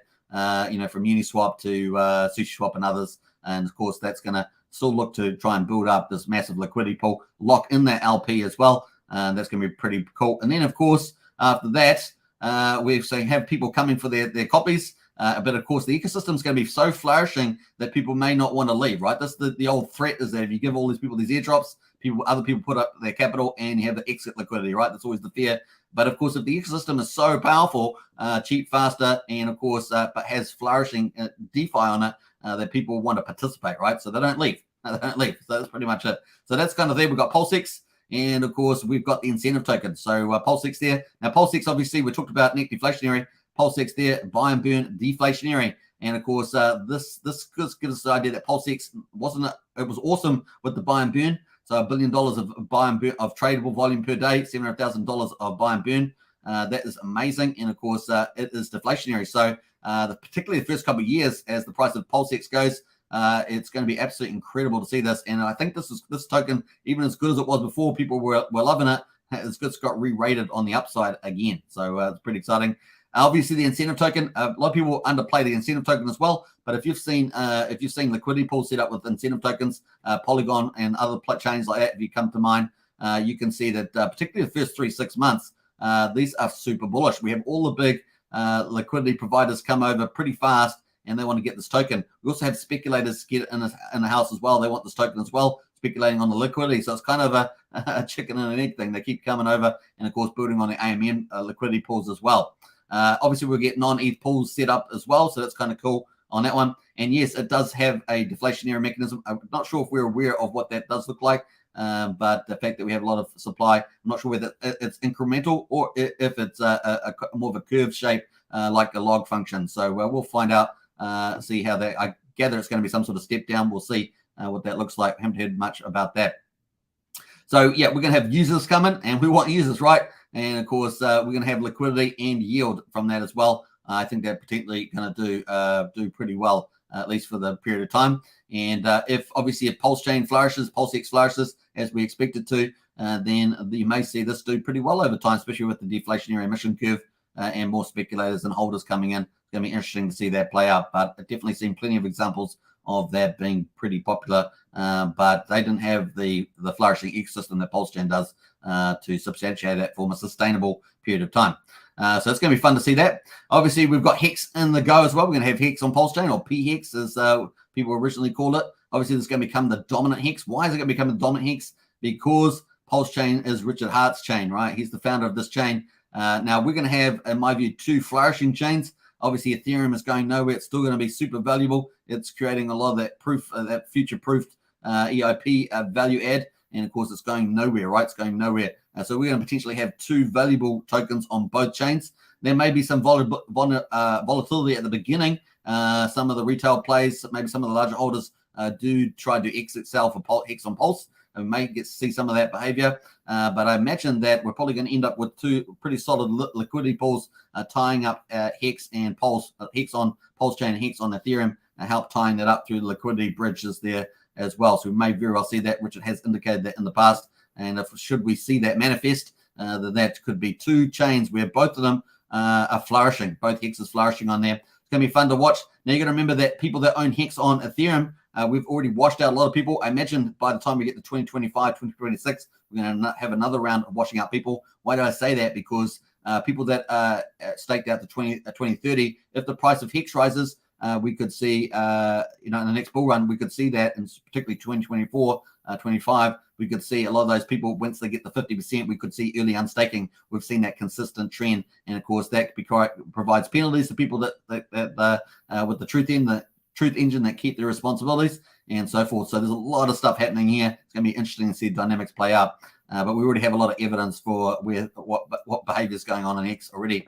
Now, the circulating supply is going to continue to reduce as well. Don't forget that's an offsetting value. It's going to continue to reduce, so it's going to be fun to see that. All right, store of value there is in play. Obviously, that's where I see Hex as appreciating store of value. Now, remember, stable coins are stable, right? They're supposed to be pegged to $1. They're pretty much a store of value, right? But what we're talking about when we talk about store of value is an appreciating store of value, whether that comes from the yield of the product or from the price or both. That's kind of what we're seeing with the appreciating store of value. Now, obviously, that's a pretty powerful theme. And of course, not every token that tries to be a store of value is achieved. Sometimes they can go to 0. That's got to take into account. But if you've got a good product, good design, as Hex has with the share rate, with some of the operational accounts with the OA, lower net inflation, and of course, regulating the APY, potentially that is something we might see as well. Now, this is speculation, of course. After Pulsechain, we may very well see some OA staking and APY regulation there as well, or not regulation, probably misleading there, but regulating of the APY. Now, Richard has hinted this in a live stream he did last year. Probably should pull it out, but that is kind of where we might actually see that. So kind of cool there. Maybe that's something that happens later on. So that is kind of cool. Yield price. This becomes our store of value. So I still think Hex is going to be incredibly popular as people get the income effect and wealth effect from the whole Pulsechain ecosystem. So that's kind of the play there.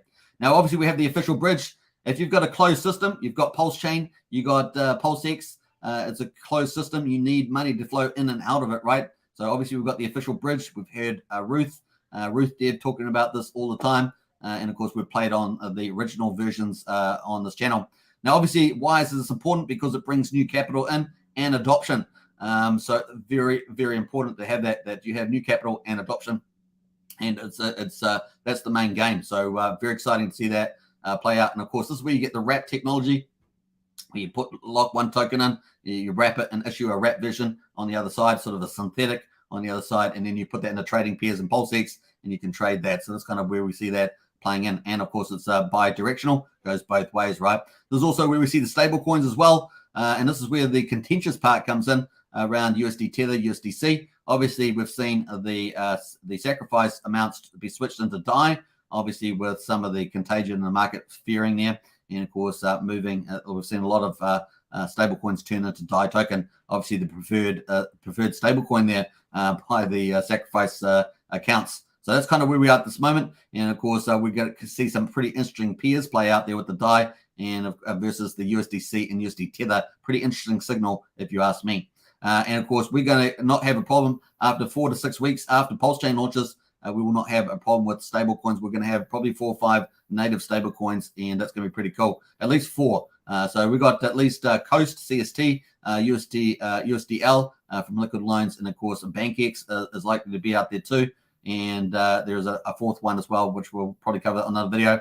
And of course, maybe in the future we might see the Heart Wallet as well. The only problem I have with that now is that we already have the Coast, which is going to be fiat backed, and Richard Hart has said his preference is for a fiat backed stablecoin himself. We'll see whether that comes up in the future. The other side of course, is the Heart Wallet as well. That's also there, and we're also expecting a sacrifice for that.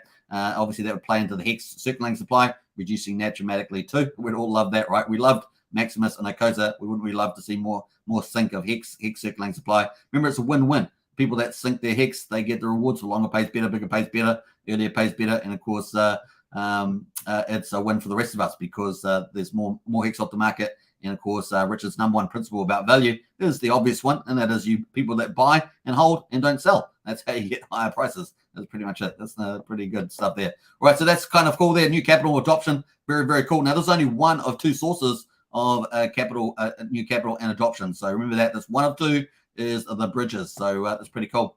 Now, obviously, what are other things that we have? Obviously, we're talking about other stable coins here. So Liquid Loans, USDL. Now, we have 4 different models of stable coins, and 2 of them are the superior ones. They've shown to be superior. One of those is that we have an exogenous model. That is based on your stable coin is based on a token outside of your platform. Unlike Terra Luna, which was an endogenous model, where the stable coin was based on the endogenous main token in terms of Luna UST there. So for Liquid Loans, it is cool. It's got the better model, and we know it's better because when the market's trashed, funds throw through to liquidity, and of course the stable coin went to a premium.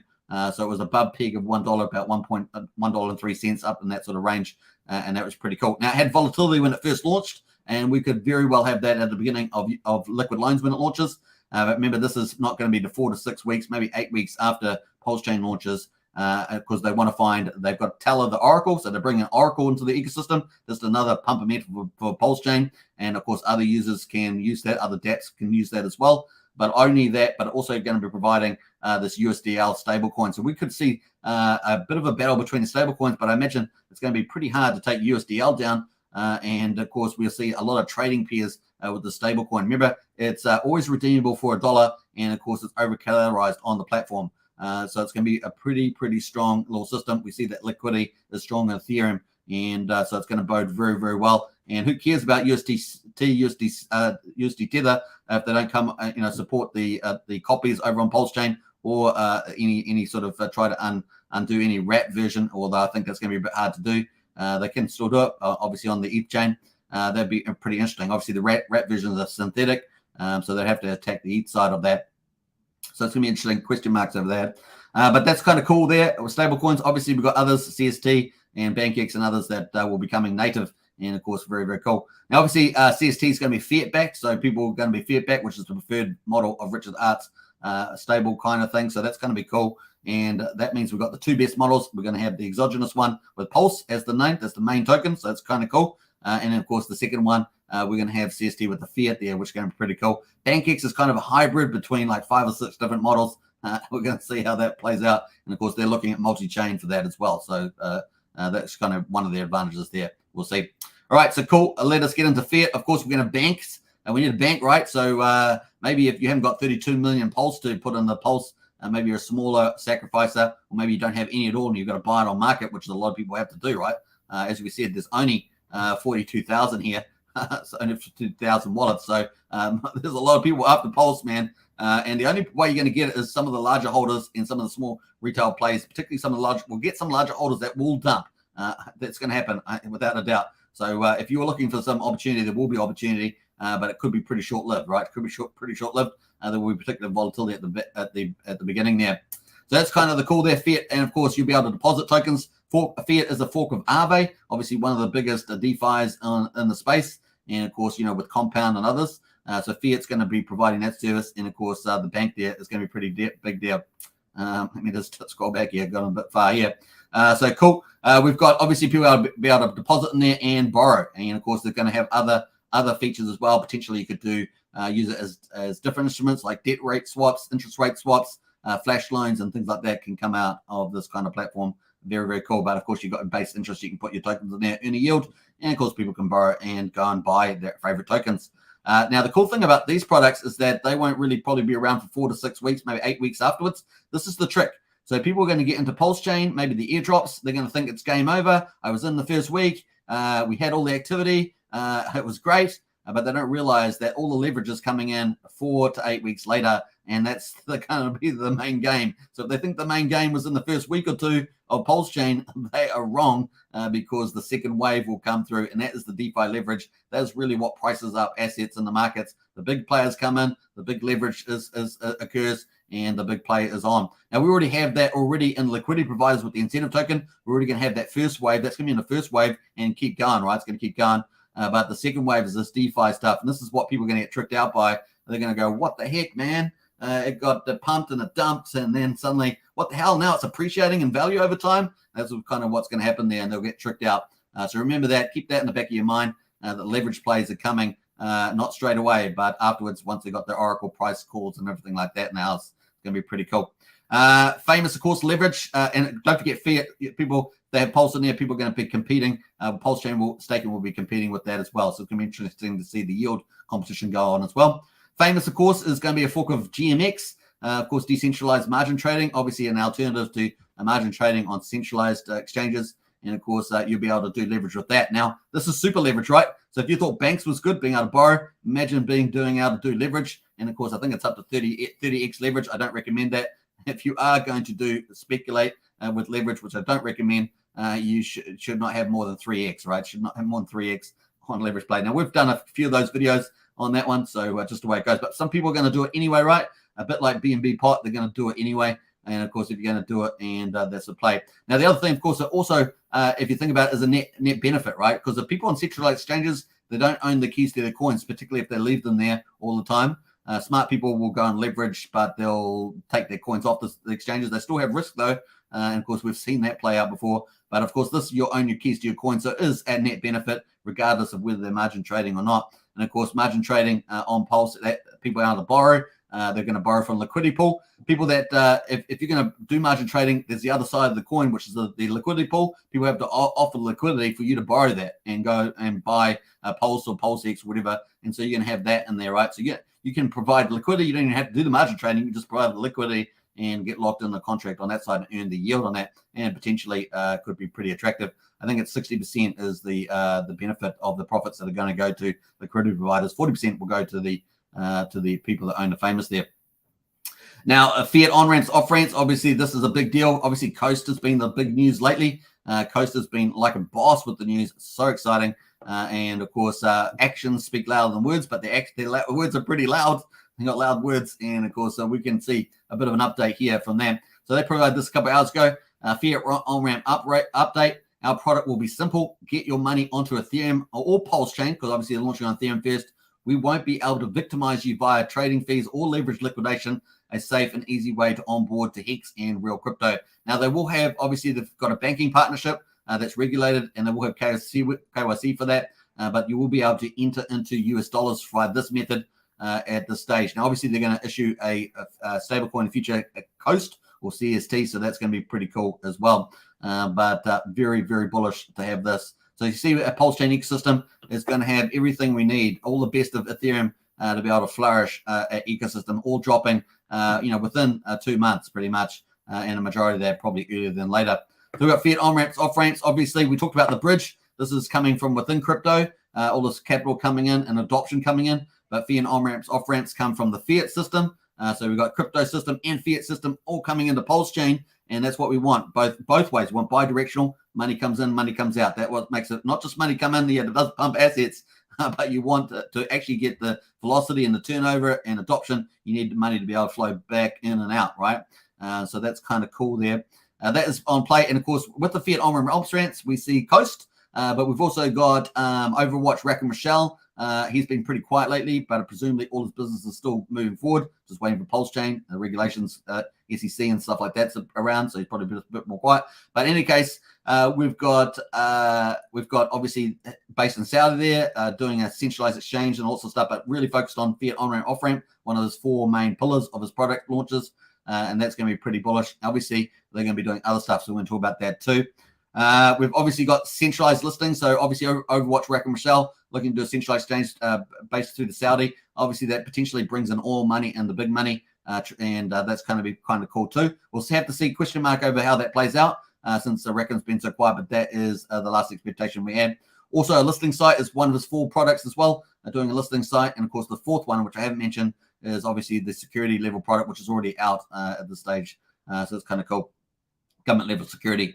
Now, obviously, cross-chain swaps. We talked about the bridge capital coming in. We've talked about the fiat on-ramps, off-ramps. But obviously, building on the official bridge is cross-chain swaps. And this is actually going to be a game changer.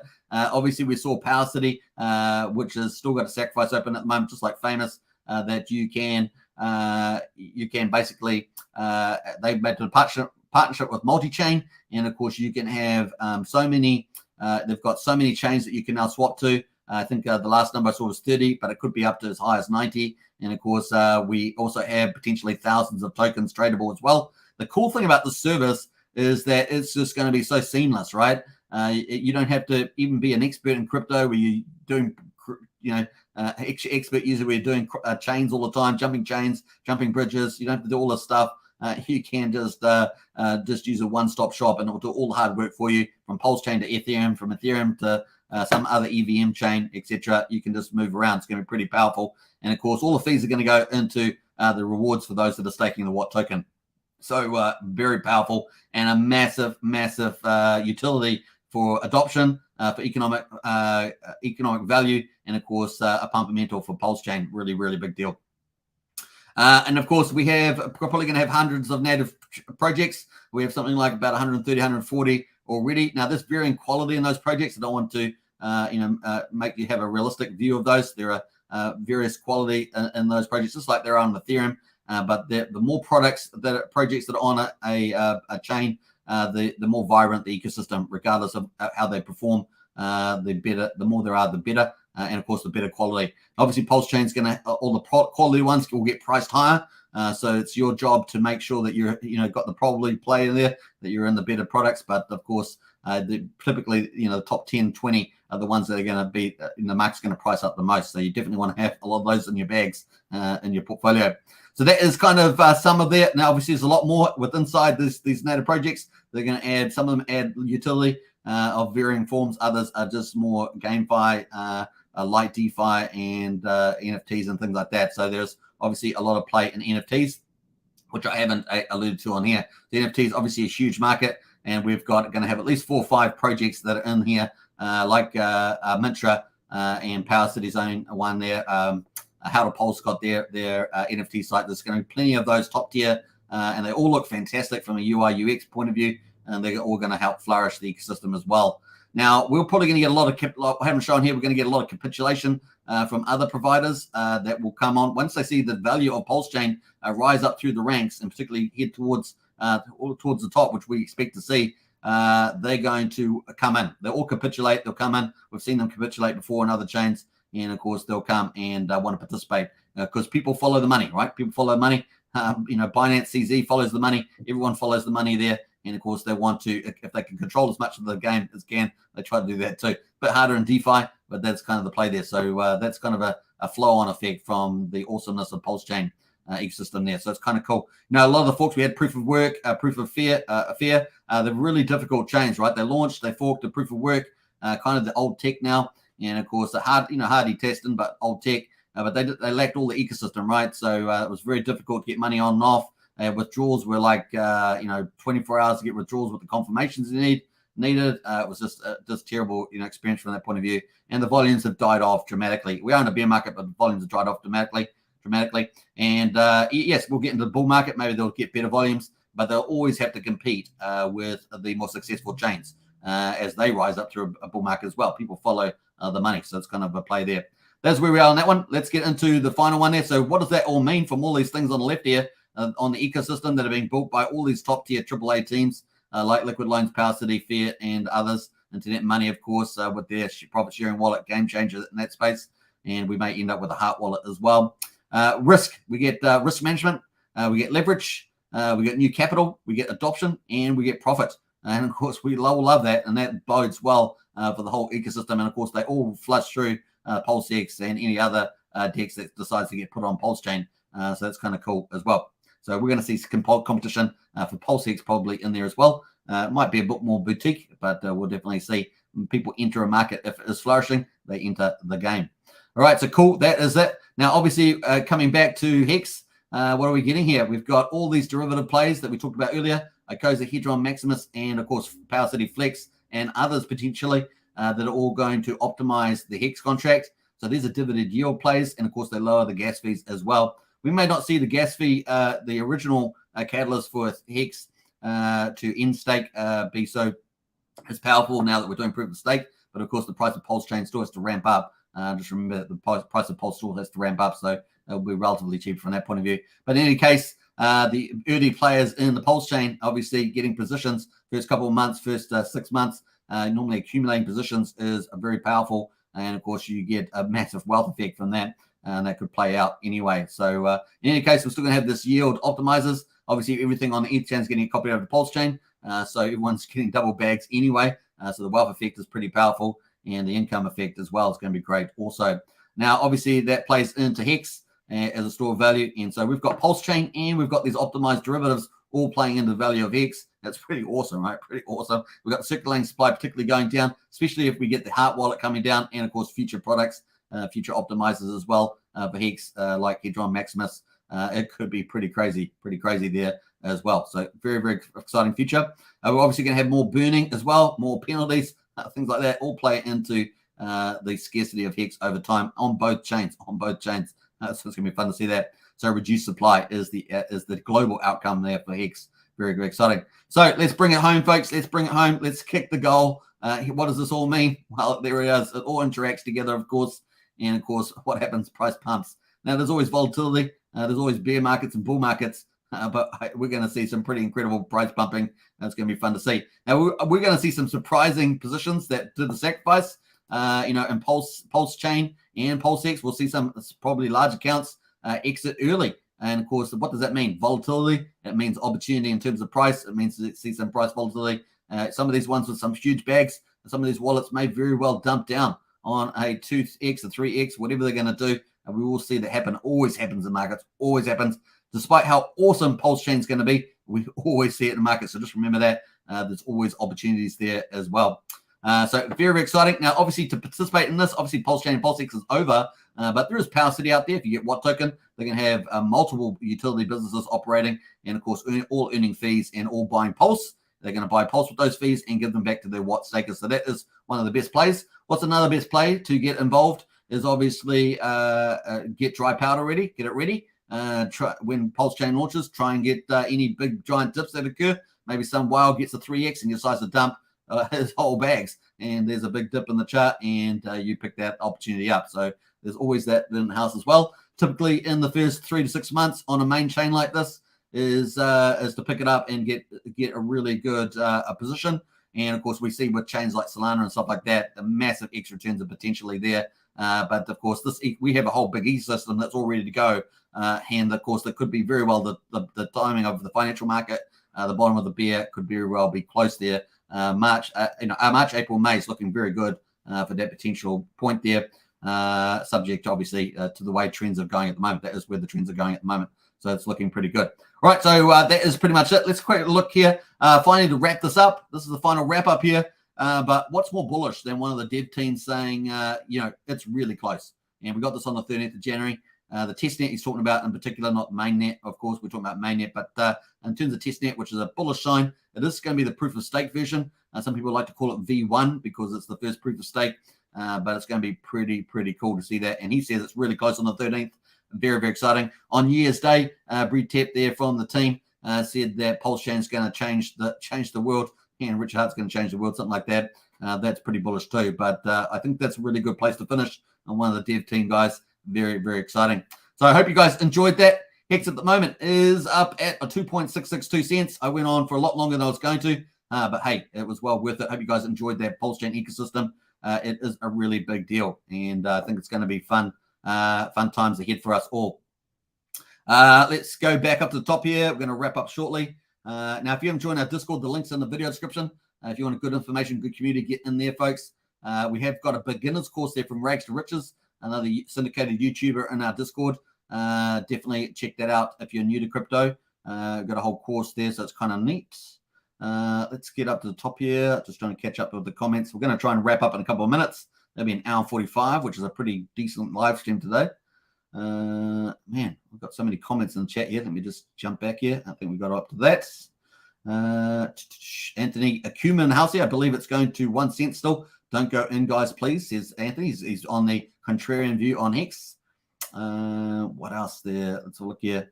Brian says it looks like you got a new one. I'm not sure what that's about. A nothing burger, says Randy. Randy, didn't you do a video? I think you did a Pulsechain News nothing burger, something like that. I'm not sure if that's what you're referring to there. Bob Wells in house. Hello, peeps. Good to see Bob Wells. Group says highest of stakes. Yeah, that's coming out Q1, Q2. Although I think one of the producers said it's on the earlier side. We'll see how that goes. Richard Hart wanted to reach out to Netflix or something like that. Also on a tweet, didn't he? The sentiment overall has always been bullish for Pulsechain, as Tree says. Nice. What else there? Aquaman in the house says anyone knows if there's an option to stake PLSX. There'll be liquidity and the incentive token. You're talking about one-sided staking pool. You will be able to obviously use some of those third-party dApps. We'll take Pulsechain, be able to earn a yield on that, like Aave probably.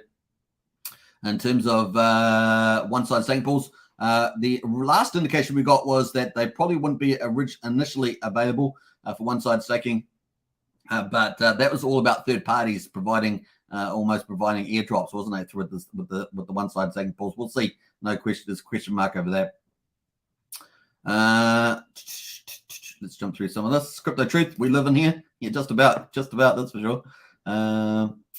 Crypto Truth says Hex FOMO for life, is it? Yeah, that's true.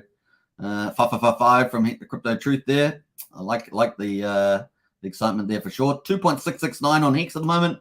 Crypto Truth says, I see you are always everywhere and on RH ride or die 555, and that is the best of the best option in all of crypto. Like it, survive for life. Nice one there. All right, so Hex token. This is excellent, says Sandy Beach. I appreciate that. Thank you very much.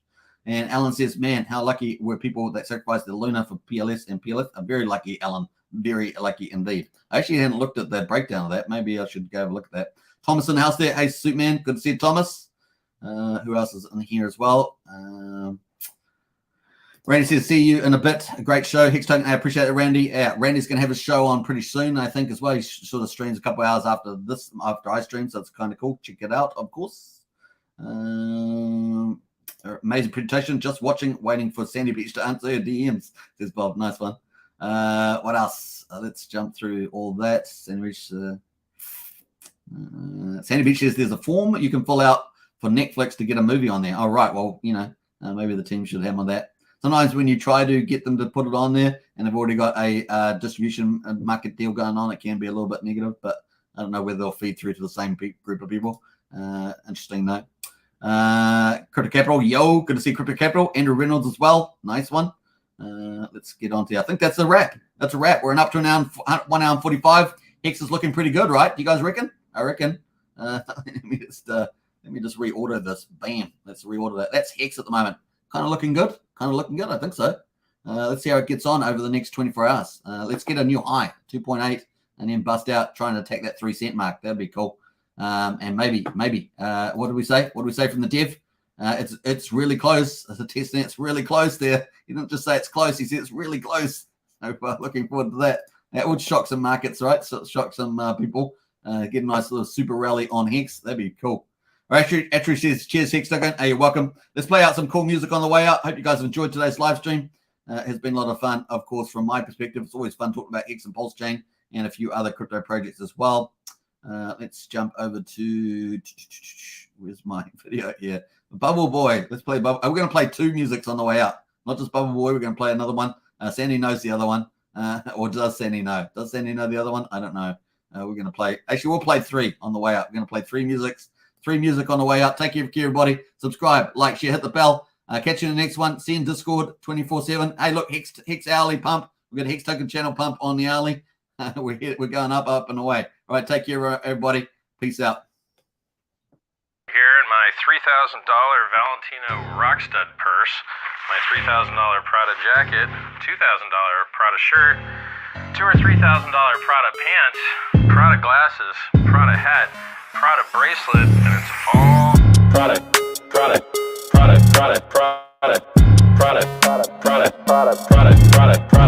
shirt, Prada hat, Prada glasses, Prada pants, and it's all nylon, so the haters' tears fall right off. Prada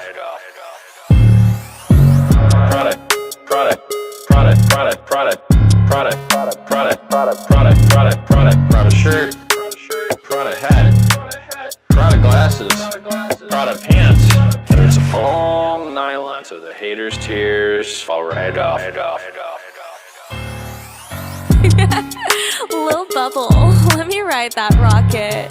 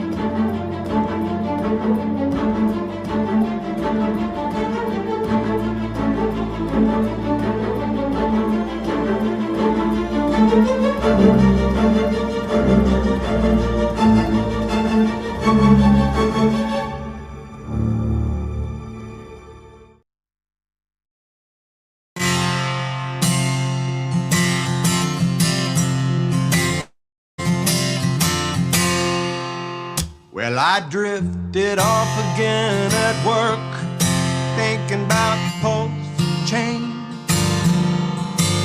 And occasionally I think back to that twerk, Richard Hart bringing his game. Well, I didn't make the sacrifice 'cause I came too late, but day one I'm still making it rain. Oh, I drifted off again at work, thinking about Pulsechain.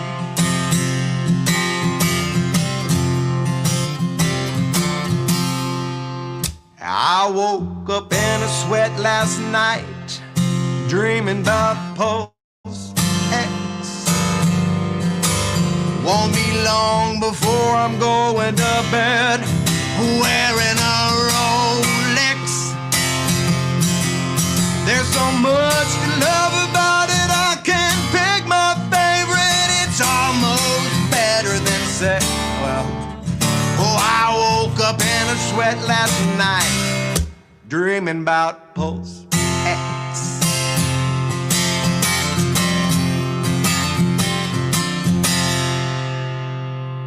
If you wanna be set up for life, you better stake your hats. Might as well start with 5, 5, 5, 5. financial suplex.